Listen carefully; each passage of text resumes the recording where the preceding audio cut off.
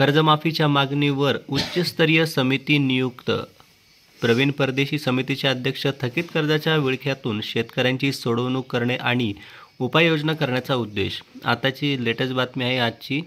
मुंबई सततची नापिकी आणि कर्जबाजारीपणामुळे होणाऱ्या शेतकरी आत्महत्या रोखण्यासाठी संपूर्ण पीक कर्जमाफीची मागणी होत असताना राज्य सरकारने या मागणीवर समितीची मात्रा दिली आहे. शेतकऱ्यांच्या जीवनात आमूलाग्र बदल घडून शेतकऱ्यांची थकीत कर्जाच्या विळख्यातून सोडवणूक करण्यासाठी आणि त्यासाठी उपाययोजना सुचविण्यासाठी मुख्यमंत्र्यांचे प्रमुख आर्थिक सल्लागार तसेच मित्रचे मुख्य कार्यकारी अधिकारी प्रवीण परदेशी यांच्या अध्यक्षतेखाली उच्चाधिकार समिती नेमण्यात आली. या समितीत सदस्य म्हणून महसूल, वित्त, कृषी विभागाचे अतिरिक्त मुख्य सचिव, सहकार आणि पणन खात्याचे प्रधान सचिव, महाराष्ट्र राज्य सहकारी बँकेचे अध्यक्ष, बँक ऑफ महाराष्ट्राचे अध्यक्ष आणि कार्यकारी संचालक यांनी नियुक्त केलेल्या प्रतिनिधी, माहिती आणि तंत्रज्ञान विभागाचे संचालक यांचा समावेश आहे. तर सहकार आयुक्त आणि निबंधक सहकारी संस्था पुणे हे या समितीचे सदस्य सचिव आहेत. या समितीला अहवाल सादर करण्यासाठी 6 महिन्यांची मुदत देण्यात आली आहे. या ठिकाणी बघा, मराठा आरक्षण आंदोलनाचे नेते मनोज जरांगे यांनी शेतकरी आंदोलनाला पाठिंबा दिला आहे. तसेच 20,000 कोटी थकबाकी.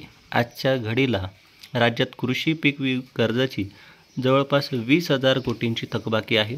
यापूर्वी 2017मध्ये फडणवीस सरकारने शेतकऱ्यांना 1.5 लाख रुपयापर्यंतची कर्जमाफी जाहीर केली होती, तर उद्धव ठाकरे यांच्या सरकारने कर्जमाफीची मर्यादा 2 लाखांपर्यंत वाढवली होती.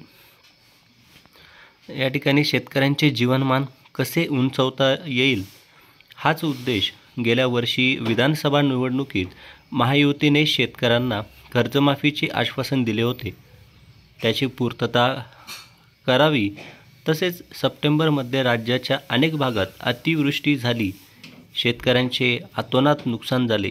या नुकसानीची माहिती घेताना विरोधी पक्षाने शेतकऱ्यांचा 7/12 कोरा करण्याची मागणी केली आहे. नंबर 2, बच्चू कडू यांनीही शेतकऱ्यांच्या प्रश्नांवर आंदोलन छेडले आहे.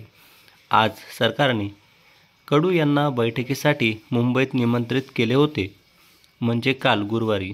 तत्पूर्वीच सरकारने शेतकऱ्यांचे जीवनमान कसे उंचावता येईल याबाबत अल्पकालीन आणि दीर्घकालीन उपाययोजना सुचविण्यासाठी समिती नेमली आहे.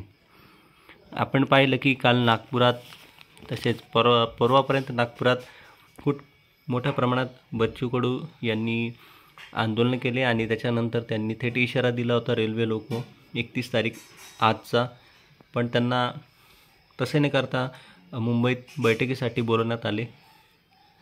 नेमकं काय घडलं आपण बघूया पुढच्या व्हिडिओमध्ये. भेटूया लवकरच पुढच्या व्हिडिओमध्ये. तोपर्यंत धन्यवाद.